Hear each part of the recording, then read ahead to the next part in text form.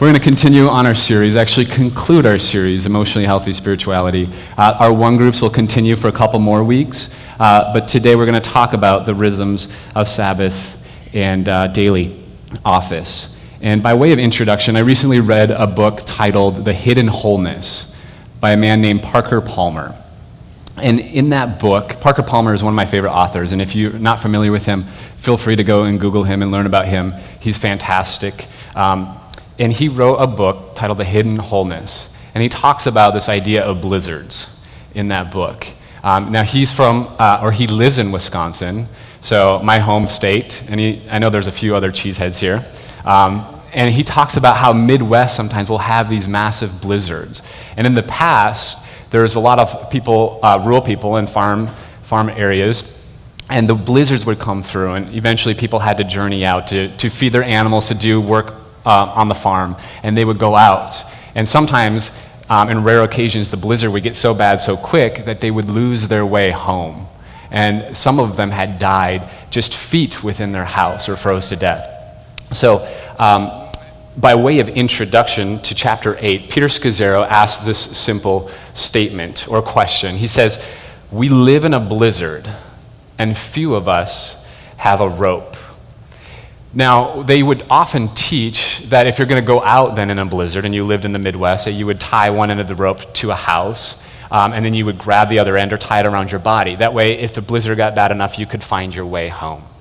And so we're going to talk a little bit today about blizzards. Is there anyone here who feels like in the last year, your life has been stressful or overwhelming or somewhat chaotic, right? Is there any? Okay, we could do hands, just so everybody is aware.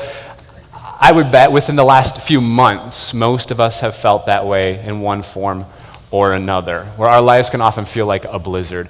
And I would say it's even more true, the things that we prayed about today with our country and what's going on in our country. And sometimes it can feel very confusing.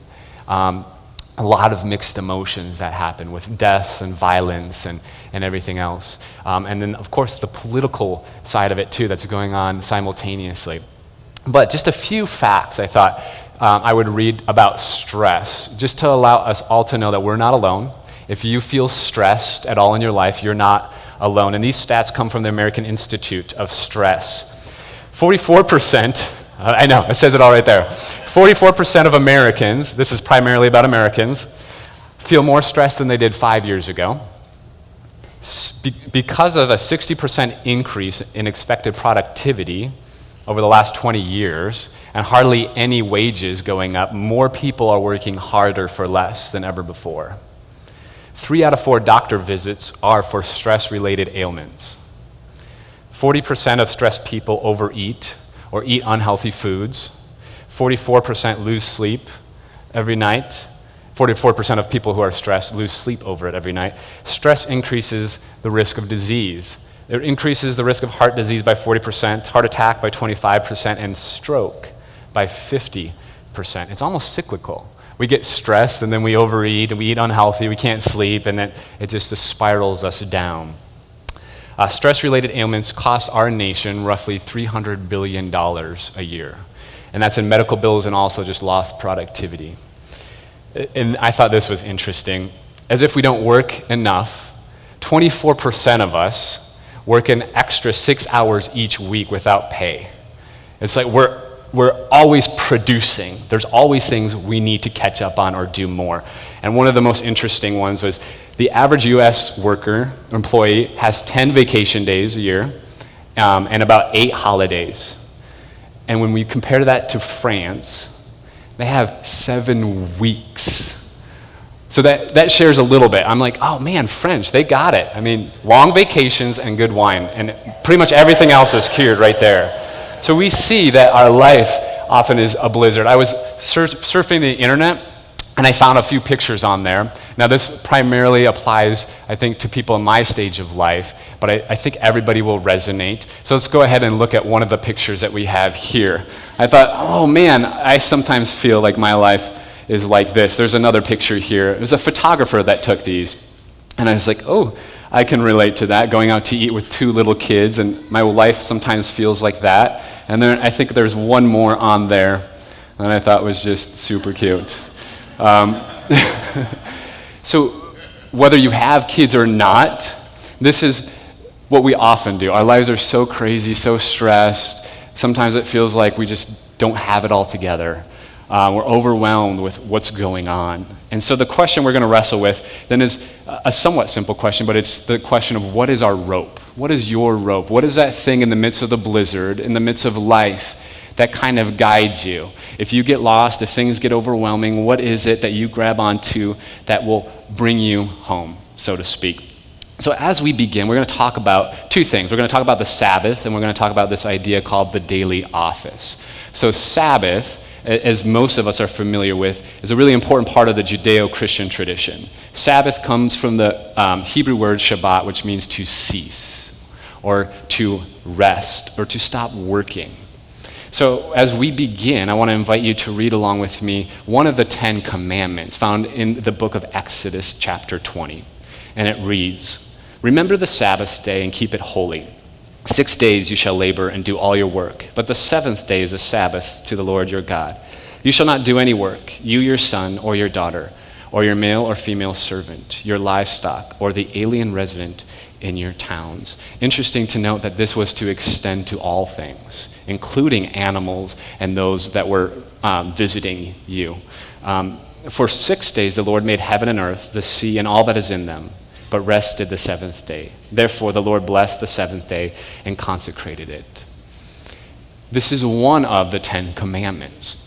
This is actually the longest one of the 10 commandments. And if you look at the flow of them, the first 3 commands are about God, one's relationship with God. They are, you shall have no other gods before me, don't make any idols, and don't use the name of God in vain. All right, those are the first 3. And then follows the Sabbath, this idea that we are to keep the Sabbath day holy. And then the following 6 are about one's relationship to everything else, especially other people, right? So it's almost like relationship with God, relationship and taking care of yourself, and relationship with everyone else and those around you. And I always think it's interesting that this happens to be the longest of the commandments there. So obviously it's important. The Sabbath originated, it came out of this idea where the Jewish people were in bondage in Egypt. And then we read about the Exodus story. Most of us are familiar about the Exodus story. They were liberated. And as they were liberated, there was this idea that they are to take a day of rest, which was a new idea for them. They had lived in the bondage and slavery where every single day was the same. They would wake up, they would make bricks, and then they would go to bed. And then they would wake up and make bricks. And that happened over and over and over again, right? And now they're learning a different way of living in the world. And it was this beautiful idea that you're going to take one day a week to remind yourself, I think, where you came from, to remind yourself that you're not in slavery, to remind yourself that you're not a human doing, you're not living in bondage, but who you are. You are a divine, created, specially loved person of God. And you're going to take that time to cease, to stop working. You're not what you do, right? But of course, like many beautiful things, it can turn legalistic. And so we read about this in the first century with Jesus, who encountered a couple Pharisees who engaged him on the topic of the Sabbath. I want to invite you guys to read along with me in the Gospel of Mark. It says, "One Sabbath, Jesus was going through the grain fields, and as they made their way, his disciples began to pluck heads of grain. The Pharisees said to him, 'Look, why are they doing what is not lawful on the Sabbath?' And he said to them, 'Have you never read what David did when he and his companions were hungry and in need of food? He entered the house of God when Abiathar was high priest and ate the bread of the presence, which it was not lawful for any but the priest to eat, and he gave some to his companions. Then he said to him, 'The Sabbath was made for humankind, and not humankind for the Sabbath.'" So we see there's a long list of what you can and cannot do on the Sabbath. Many generations of people saying, what can we and can't we do on the Sabbath? And now it become legalistic. It had become another form of bondage for people, instead of what it was meant to do, meant to bring freedom, right? And I love that phrase, the Sabbath was made for humankind, and humankind was not made for the Sabbath. And I think we do a disservice if we forget that or we flip those. And in fact, I wonder if that's the cause or the root cause of many people who are leaving religion and church in general. If you switch Sabbath and just religion in general in that phrase, and you say religion was made for humankind and not humankind for religion. So many people, I think, look at religion as a place of bondage, a bunch of rules, regulations. Don't do this, don't do that. If I do this, if I mess up, then this is going to happen. God's going to judge me. God's going to hate me. I don't even want to I don't even want to participate in that anymore, right? And yet, I think religion was created to enhance our humanity, and unfortunately for many, it has done the opposite. And so I think that if our religion, if our belief, if our practices, whatever we're doing isn't enhancing our humanity, making us more loving, more compassionate, moving us beyond ourselves into hearing the cries of the oppressed and those around us, seeing the world if it's not moving us towards that, then it's pointless. Then we might as well just leave it and find something else. I don't think that the church is the answer. I don't think religion is the answer. And I don't think that even becoming a Christian is the answer. What I mean, we probably know many people who claim to be Christian or who said some prayer years and years ago. But just because they did that does not necessarily mean they're moving towards greater health and healing and wholeness, which is what I think religion has the greatest gift to humanity. Meaning religion is those set of rhythms and practices that are meant to enhance and encourage growth in our lives. And for so many, it has done the opposite. This idea that Sabbath was made to serve humankind and not the other way around. So let's get really practical here about the Sabbath. Peter Scazzero, he gives 4 principles, and you can read them on the slide here, about what a Sabbath looks like. He says, first stop, then rest, then delight, and then contemplate. I often say, you ask yourself 2 questions. The Sabbath, of course, is taking 24 hours of your day to cease from work, but asking 2 questions. First of all, what gives you rest? And second, what fills you up? And I think both are really important. For example, vegging out on YouTube or Netflix might give me rest. And I don't think there's anything wrong with that at all. But at the end of the day, it doesn't fill me up if I spend an entire day doing that, right? So I have to ask myself, then that might be fine to do a part day, that gives me rest, but what fills me up? The Sabbath is also meant to be a day where we stop from working and we fill ourselves up. We re-energize, we sit back, and we reflect as well. So for you, just ask yourself, what fills you up? A couple things for me, bizarre, I know it's going to sound weird, but yoga does it for me. Reading sometimes. For some people, reading is work, and they're like, no way, so don't read. But find whatever it is. For some people, it's being out in nature and connecting in nature. And maybe you pay attention to that, because that means one day a week, find a place, find a time where you can connect in nature. Or maybe it's reading poetry. Or maybe it's just sitting outside with a friend and a glass of wine and just relaxing and sharing stories, right? And that fills you up. It energizes you. And that's about the Sabbath. And I think even in the midst of our chaotic world, obviously as Americans where we're living off of stress, if we just took one day a week and we set it aside, it means we have to plan it. It means when you have families and other obligations, it makes it very, very difficult. But there's ways to do it. Some seasons might not allow it, but overall in our life, is there a way to set aside a time and a day, and even as a family, and say we're going to stop from whatever it is work, right, and cease and be.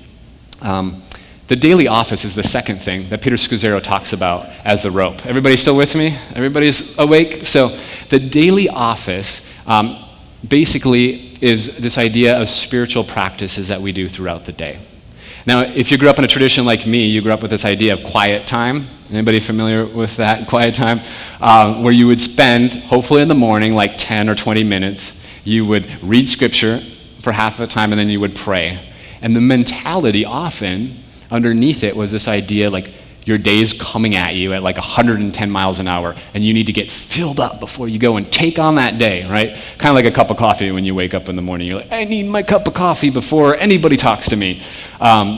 Is that mentality, where the daily office is a very different approach, in that it's time set aside throughout the day where you pause.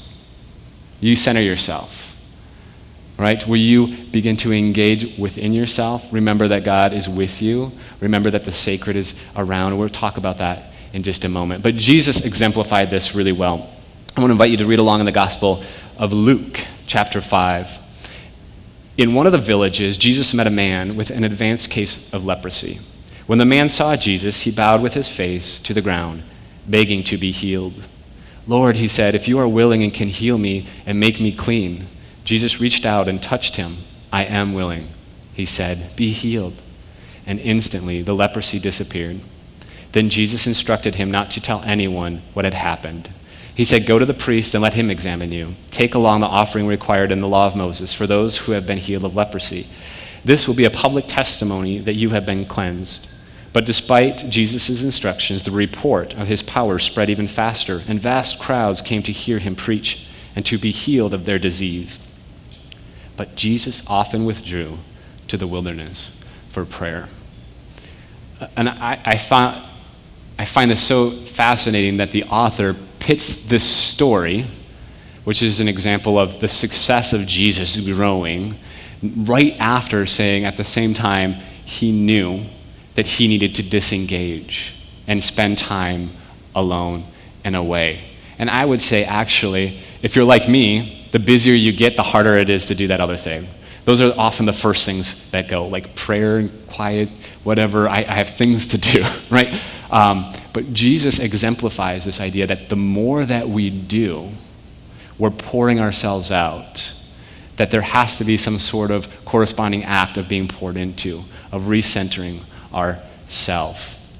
And actually, I think undergirding this is this idea, and we can read it on the screen, is that there is a rhythm of life that needs to be respected. And I would even go so far as to say there is a rhythm to your life that needs to be respected. Because we're all individuals. Your age, your season of life, and your personality all reflect what you do and do not need. It's not the same for everyone. So then the question might be, what is your rhythm of life in order for you to live healthy and whole? What is that rhythm? Because I don't know about you, but for me, when I get stressed and overwhelmed and I feel rushed and busy, I get angrier faster, right? I get short-sighted. I get frustrated. I have far less patience. All those things I'm working towards seem to be disappearing, right? So what is the rhythm to your life?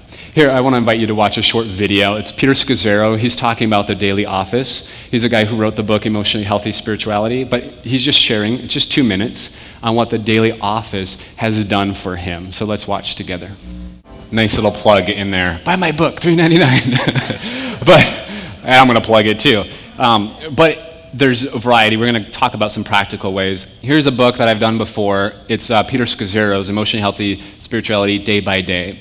And it gives you a somewhat strict guide, readings and prayers that you can pray for 40 days. It was helpful for me, and it may be helpful for you. I'll leave it up here if you want to look at it afterwards. But now let's talk just briefly about some really practical things about the daily office. First of all, it's setting aside at least 2 times a day. Secondly, the length of time isn't the thing that matters, as long as it's not rushed. Right? So you don't want to spend 5 minutes and try to read like a 6 or 7 minute passage in that time, and you're reading fast.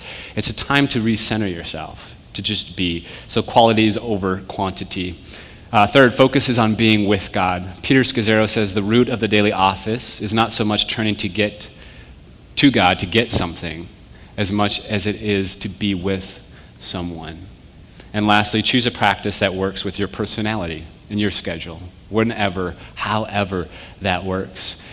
Mine often is walking the dog. It's part of my schedule. So intentionality is everything. This is going to be a part of my time to reflect, to pray, to be at peace, right? And it works in however many ways that your personality tends to work. And also, I think this is not only true of religious people, but the world is learning this too. I mean, mindfulness throughout the day, taking those times away. So even for somebody that's not a theist, focuses on being with God, will focus on your emotions, what's going on internally, right? Take aside 2 10-minute times of meditating. So this, I think, is true for all people, religious and non-religious people as well. Finally, I want to read a quote here from Peter Scazzaro, and this will tie into the last little bit. And it says, "The great power in setting apart small units of time for morning, midday, and evening prayer infuses into the rest of my activities a deep sense of the sacred of God. The daily office, practiced consistently, actually eliminates any division of the sacred and the secular in our lives." So I wanted to talk for a moment about this idea of the sacred and the secular. I have a picture of a guy named Nicholas Herman. Nicholas Herman was born in 1614 in eastern France. His family, he was born into an extremely poor family. So he joined the army primarily because he knew that he would get meals every day and he would get guaranteed a small stipend. During his stint in the army, he had this really intense spiritual encounter that changed and altered his life. While he was serving in the army, he got an injury and eventually had to leave. He entered into a Carmelite monastery in France, in Paris, actually. He had to enter in as a lay brother because he didn't have any educational background, which meant that he got kind of the bottom of the bottom, totem pole and jobs. So they put him in the kitchen where he served there, in what many people considered menial jobs.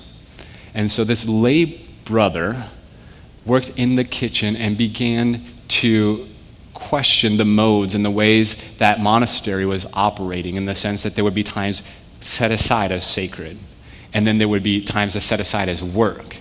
And he began to say, what if we viewed everything we did as sacred, and everything we do is practicing what he called practicing the presence of God. He's known today as Brother Lawrence. Many people know him by that name. And now there's a book that has kind of taken a lot of his teachings and writings, and it's called Practicing the Presence of God. And he writes the following: "I cannot imagine how religious persons can live satisfied without the practice of the presence of God. For my part, I keep myself retired with him in the depth of center of my soul as much as I can, and while I am with him, I fear nothing, but the least turning from him is insupportable." And it's this idea that everything we do is sacred. And for him, it was practicing that, our awareness, of growing into our awareness that everything we do is sacred. We're going to read one more passage. And in here, this last text out of the Gospel of Luke, there's something I think is so beautiful, but yet so often overlooked. Let's read together Luke 23. It's about the last moments of Jesus' death. And it says, "It was about noon, and darkness came over the whole land until 3 p.m, while the sun's light failed, and the curtain of the temple was torn in two. Then Jesus, crying with a loud voice, said, 'Father, into your hands I commend my spirit.' Having said this, he breathed his last. When the centurion saw what had taken place, he praised God and said, 'Certainly this man was innocent.' And when all the crowds had gathered there for this spectacle saw what had taken place, they returned home, beating their breasts. But all of his acquaintances, including the women who had followed him from Galilee, stood at a distance watching these things." The second verse in there says, "While the sun's light failed and the curtain of the temple was torn in two." It's a simple phrase, just kind of like off the cuff and everything else that's going on in that time, right? We often don't pay attention to that phrase because it's like the death of Jesus and all this other stuff's going on. But then the question simply is, what did that curtain in that temple do? The curtain there separated the Holy of Holies from everything else. In the first century Jewish consciousness, the curtain separated what they thought housed the presence of God from everything else. And in essence, the curtain was that separated the sacred from everything that was considered secular. And so we get this beautiful image of this curtain being torn in two, which I think has a profound impact and insight into so much of life in general, as if to say, no, this is a false dichotomy. This doesn't exist. The sacred is not kept in a church building, right? You don't go to a sacred place just to see God and then leave and everything else is secular. I love, Rob Bell often says that the blood or the wine and the bread is sacred because it reminds us that all wine and bread is sacred. So we take a day off to remind ourselves that all days are sacred.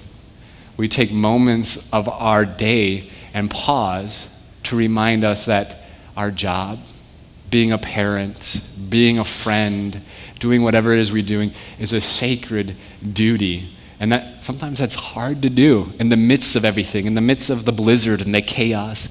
And that's why I think it's important to follow these rhythms. It's not to disengage. The longer I meditate, the more holy I am. It's not the point of it. The point is to disengage, to see that when we re-engage, oh, all of this is sacred. Everything I do here is sacred. I'm blessed to have this job, to be doing this thing.